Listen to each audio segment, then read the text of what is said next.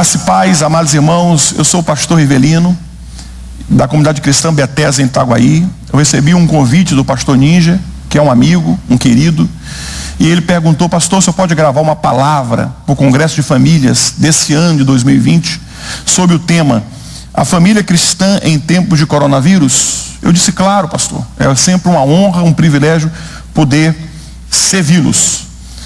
No entanto, eu quero esclarecer a você, para que sejamos didáticos. Eu vou dividir essa palavra sobre esse tema, a família cristã em tempo de coronavírus, em 3 partes. Eu quero ser extremamente temático, quero me prender realmente ao tema, mas eu quero, em uma dessas partes, em um desses tópicos, dessas divisões, eu quero me deter em um texto, que é o Salmo de número 128. Eu vou ler esse Salmo na versão linguagem de hoje. E eu quero, nessa parte, ser textual, amados irmãos. Eu quero começar de maneira introdutória, dizendo que estamos vivendo um momento muito sério e único em nossa história. Nós fomos atingidos, desde o ano passado, 2019, porque é Covid-19. Então, ano de 2019. A China foi atingida e agora o Brasil tem sido atingido por essa pandemia que tem esvaziado nossas igrejas. Aqui a Bethesda está vazia, tantas outras igrejas. É estranho, é extremamente curioso a gente andar na rua, a gente vê comércios fechados, algumas coisas abertas, mercado, farmácia, material de construção e rara outras exceções. Mas nós estamos vivendo um momento único, um momento onde não nos é permitido a aglomeração, né? Não nos é permitido a gente voltar aos cultos 100%. Nós temos experimentado isso. Algumas igrejas estão vivendo de lives, né? De alimento para suas ovelhas, de transmissão de cultos ao vivo, sem a presença do público. A gente tem visto muitas transmissões no Facebook, no Instagram, e em outras maneiras e outras formas nas redes sociais. Mas há uma coisa a se falar, há um momento nisso tudo a se ressaltar, e eu quero me prender um pouco nisso. A família tem se reunido. Mas, pastor, a família sempre se reunia. Como nesses dias eu nunca vi. Como nesses dias de pandemia, sinceridade, nos meus 47 anos, eu nunca vi isso. Eu tenho visto, é minha experiência, eu tenho visto famílias cercadas, eu tenho visto famílias ao redor da mesa, eu tenho visto pais conversando com filhos, que há muito tempo esse diálogo não existia. Eu tenho visto casais mantendo um relacionamento de comunicação, de conversa. Tem sido um momento onde paradigmas têm sido quebrados. É aquilo que a palavra de Deus diz: filhos se convertendo aos pais, pais se convertendo aos filhos. Eu quero sempre ressaltar que as famílias são os alicerces de uma sociedade moral, saudável e próspera. E se usarmos, amados irmãos, esse tempo para mostrar amor e gratidão uns para com os outros e a Deus, e ler a palavra em família, nós iremos fazer a diferença. Eu tenho certeza que esse é o momento da igreja evangélica brasileira fazer a diferença. Esse é o momento de famílias serem estruturadas. Não há igreja sem família. Família próspera significa igrejas prósperas. Famílias saudáveis significa igrejas saudáveis. Nós cristãos devemos olhar para o isolamento social e a quarentena do coronavírus como uma oportunidade de nos aproximarmos do Senhor nosso Deus. É um momento em que nós estamos mais juntos. Eu tenho certeza que a minha amada igreja também tem experimentado disso. Pensando nisso, eu resolvi dividir o tema que o pastor Ninja me passou em 3 partes. Eu chamaria essas 3 divisões em 3 entendimentos. E eu fiz assim: A família junta pode desenvolver 3 entendimentos para vencermos em tempos de coronavírus. 3 entendimentos. Pastor, qual é o primeiro entendimento? O primeiro entendimento é que eu e você precisamos vencer o pânico. Isso não significa que não haja nenhum motivo para se preocupar, ou que devamos ignorar os bons conselhos dos profissionais, dos especialistas em saúde. Mas preste atenção, observe, pense juntamente comigo.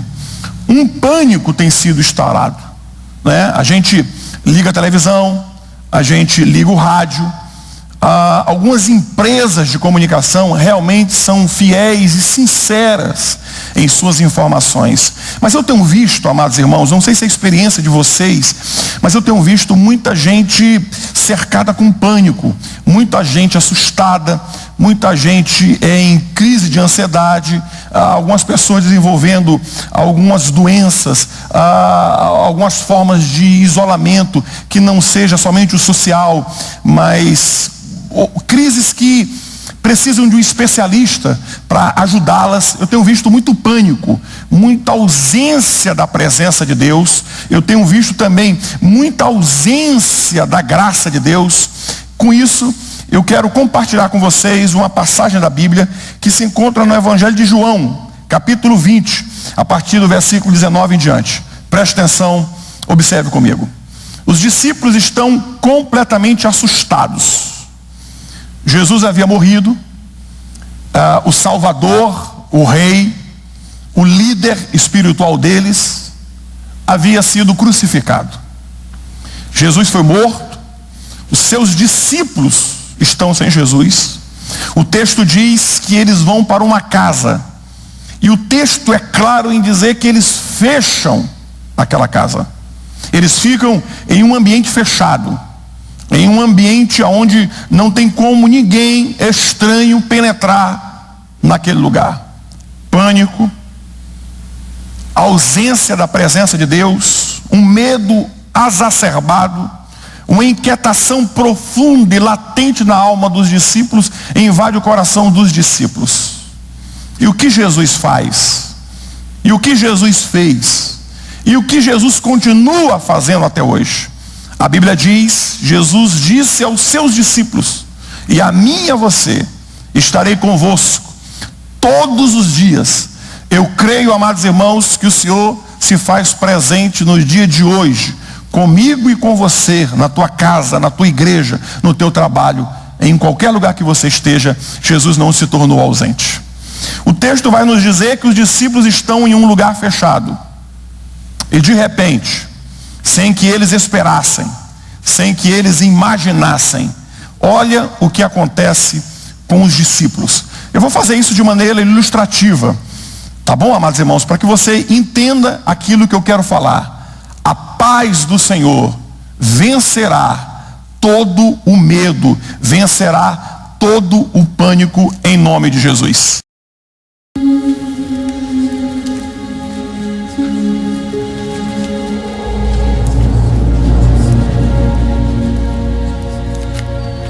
Paz seja convosco.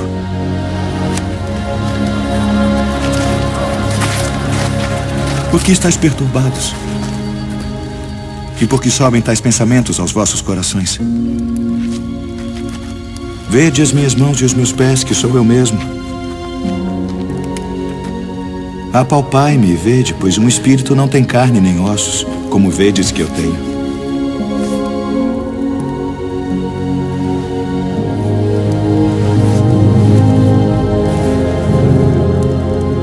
Tendes aqui algo que comer? Espero que a ilustração que eu acabei de passar tenha trazido à tua memória boas lembranças de que o Senhor quer trazer a paz dele sobre todos nós.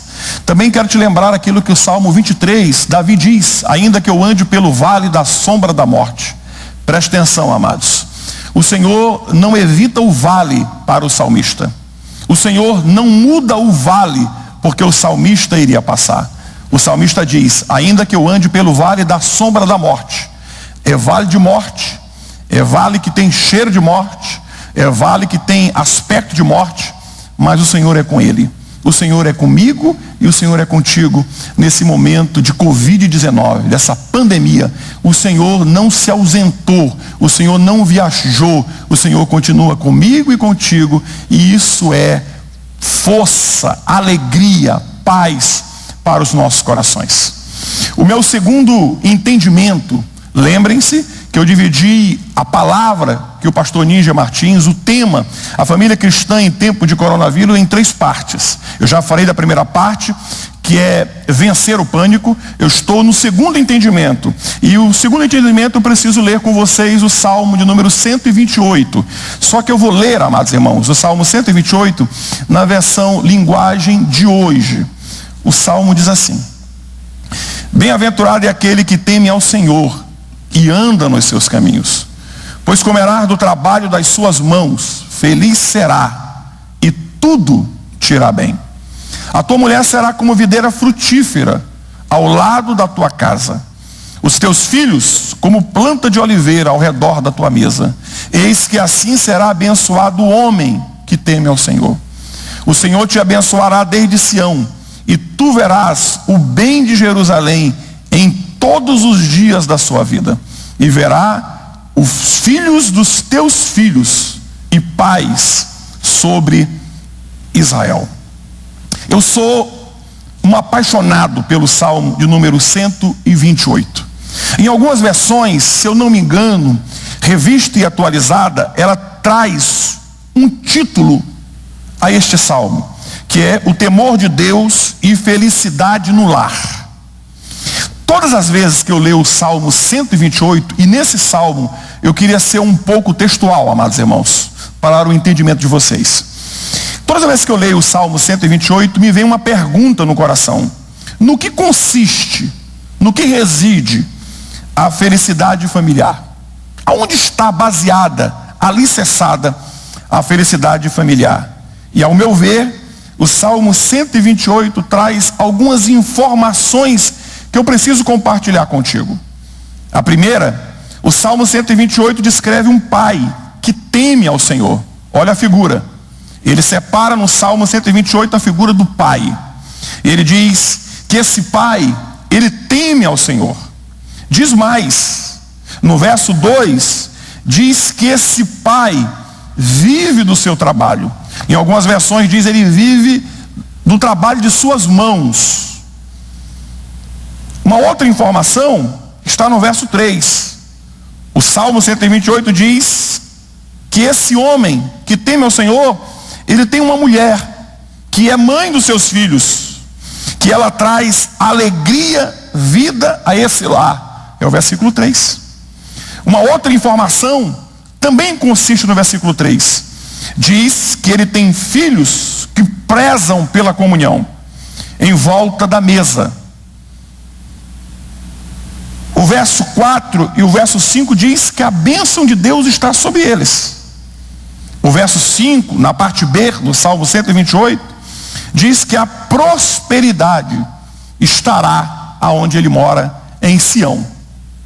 E diz mais, o Salmo 128 termina com uma declaração assustadora para aqueles que ainda não entenderam quem é Deus na nossa vida. Olha a preocupação do Senhor na minha e na tua vida. Ele fala assim: de sua descendência. O Senhor se preocupa com a minha descendência. O Senhor se preocupa com a tua descendência. O Senhor se preocupa com a tua história e com a minha história. Ele diz assim: você verá os filhos dos teus filhos, os meus netos, os meus bisnetos. O Senhor promete a mim e a você a que Ele possa visitar a nossa descendência. Entretanto, quero me deter no verso 3, se vocês me permitem, já que é uma gravação, logicamente vão permitir.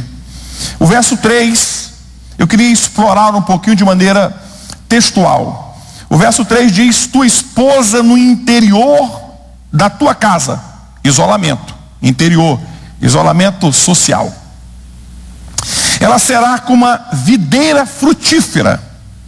Qual é a figura da videira frutífera aqui? No contexto da tradição judaica, sempre foi um símbolo de fertilidade. Gênesis 49, 22. é também a figura de festividade e de alegria. Juízes 9, versículo de número 13. A videira fala de comunhão, fala de Santa Ceia. Lucas 22, 17. Ele fala da figura do pai, que é esse que mantém o lar, desse que traz o sustento. Lógico e óbvio, nós estamos falando do Velho Testamento. Nós precisamos nos situar com a cultura. Nós precisamos nos centralizar com os costumes. Naquela época, o provedor era o homem, o pai. Lógico, bem diferente dos dias atuais. Não quero entrar nesse mérito, mas eu quero dizer que o Salmo ressalta que a figura do pai é a figura daquele que traz o sustento, que traz o mantimento, que alegra o coração de Deus, que vive para Deus. Mas o Salmo também destaca a figura da mãe. Ela é como videira frutífera.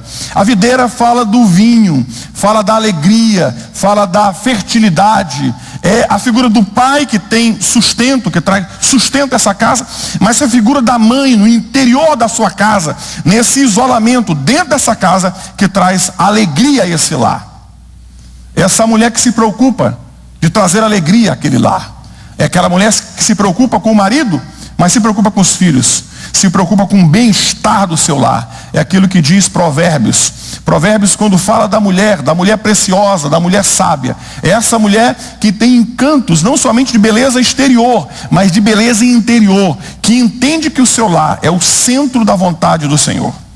Mas eu também, no verso 3, eu também quero trazer entendimento quando fala: teus filhos em volta da mesa serão como oliveiras novas. Fala do pai, que traz sustento. Fala da mãe, que é essa videira que traz alegria. Mas fala dos filhos, que são como oliveiras novas. Qual é a figura da oliveira nova? No contexto judaico, oliveira fala-nos de azeite, que servia para usar na cozinha. Também servia para iluminação. Também servia para higiene. Também servia também servia para comercialização. Também servia como óleo da oliveira, que servia, amados irmãos, para a unção de reis, profetas e sacerdotes. Preste atenção.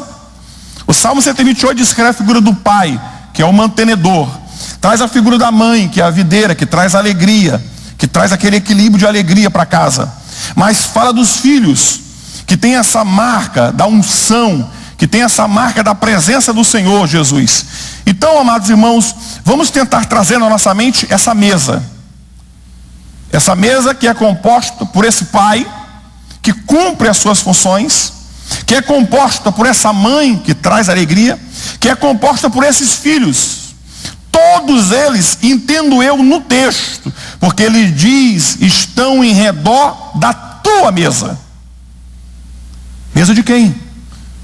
Mesa do pai, porque ele começa o salmo no versículo 1 e 2 falando do pai. Estou em volta de tua mesa. É uma mesa. Pastor, e o que simboliza essa mesa? A mesa, na minha compreensão, simboliza a comunhão. Na minha concepção, mesa, não de maneira idólatra, mas significa altar. Não idolatrando a mesa, mas significa um lugar especial, diria eu, entre aspas, mágico. Eu sou da época em que nós nos sentávamos à mesa para as refeições. Ali a gente conversava com os nossos pais, dialogava com os nossos irmãos, porque é interessante a figura da mesa.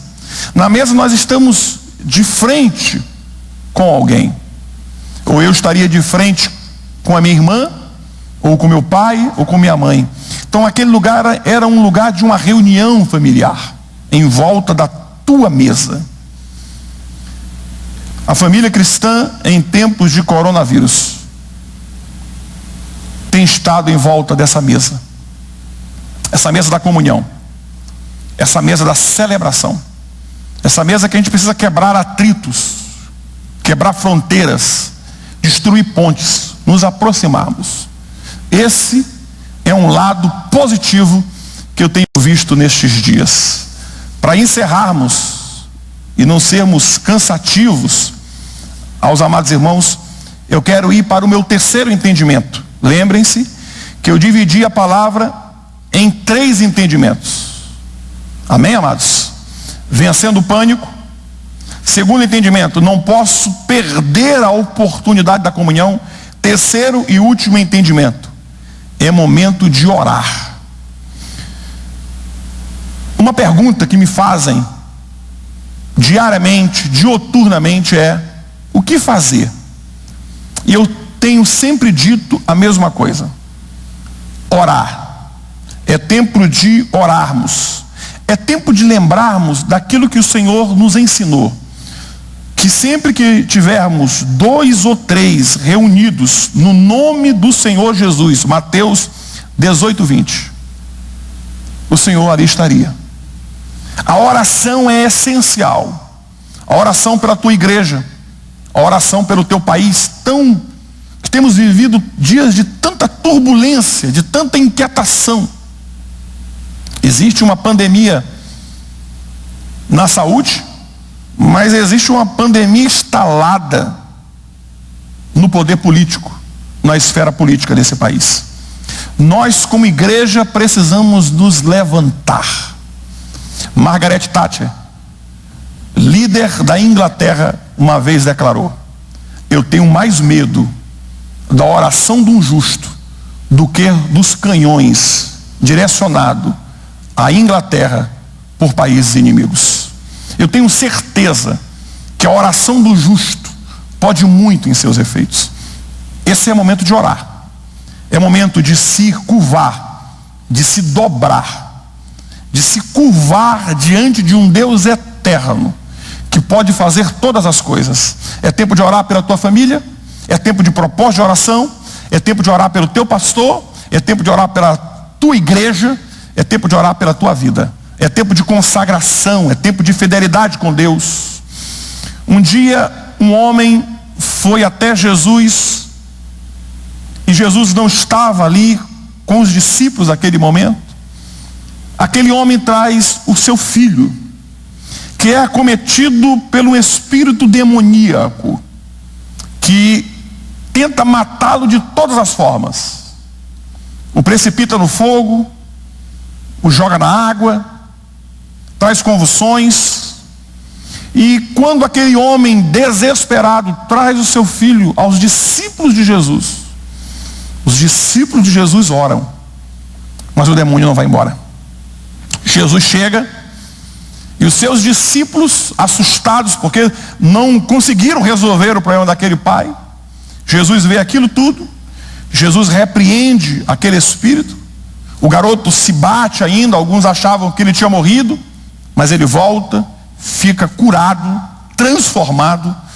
Jesus sai, seus discípulos saem juntamente com Jesus, e os seus discípulos, de maneira inquieta, ficam perto de Jesus. Jesus olha para os seus discípulos e diz aos seus discípulos: aquele demônio, aquela esfera de demônios, não aqui, irmãos, falando na questão de demônios, não é minha intenção entrar neste mérito. Vocês têm um pastor extremamente sábio, eu não quero trazer doutrina, nunca seria essa a minha intenção. Mas Jesus diz: há uma esfera de demônios, há uma espécie de demônios, eu diria até há uma espécie de luta espiritual, que é preciso mais do que joelhos que se dobram, que é preciso mais do que orações, desculpa a expressão, orações sem substância, sem sinceridade, sem quebrantamento, sem lágrimas, sem dor, sem essa dor profunda, essa compaixão, esse sentimento íntimo que o Senhor tem nutrido em cada um de nós nesses dias. Nós não sabemos o que será o amanhã, nós não sabemos como vamos sair dessa crise, mas uma coisa eu sei: o Senhor nunca deixou de se manifestar na minha vida e na tua vida nesses dias. É momento de você unir a tua família em redor da mesa, ler a palavra, estudar a palavra, lembrar desse pai que traz o sustento, dessa mãe que traz alegria, desses filhos que têm essa marca da oliveira, mas centralizar essa reunião na pessoa mais importante que está contigo nesse lar, o Senhor e Salvador Jesus Cristo. Para terminar, eu quero compartilhar com vocês um texto que eu sou extremamente apaixonado, João capítulo 2. Eu sei que você sabe. É o casamento. É o casamento em que Jesus é convidado com seus discípulos. Sua mãe vai. Casamento de Caná da Galileia. Um dia, aqui na igreja, alguém me perguntou: mas pastor, o que Jesus foi fazer no casamento? E quais eram as intenções deste casal ao convidar Jesus? Eu acho esse casal extremamente inteligente. Por quê, pastor? Porque eles convidaram alguém que poderia estar presente naquele casamento de maneira antecipada para resolver, dissipar qualquer problema que poderia acontecer. Pastor, eu não entendi aonde o senhor quer chegar. Você vai entender agora. Convide Jesus antes. Invoque Jesus antes. Traga Jesus antes para ser o centro da tua casa. Família cristã em tempos de coronavírus. Chegou a hora de nós centralizarmos de maneira verdadeira Jesus Cristo como centro da nossa família, antes que o problema aconteça. Porque se o problema acontecer, Jesus já está lá. Quando acabou o vinho, Jesus já estava lá. Quando aconteceu o problema, daquela correria ali, do mestre-sala, da mãe de Jesus em busca de Jesus, toda aquela inquietação, turbulência, Jesus já estava presente. Será que você vai deixar para convidar Jesus depois que o problema acontecer ou antes que aconteça? Muito obrigado pelo convite. Me sinto honrado, sempre me sinto honrado de estar com vocês e poder compartilhar a palavra do Senhor. Que Deus abençoe a cada um de vocês. Que Deus abençoe a você, meu amigo. Que Deus abençoe essa igreja linda, essa igreja abençoada. Que o Senhor seja com cada um de vocês. Muito obrigado. A paz do Senhor.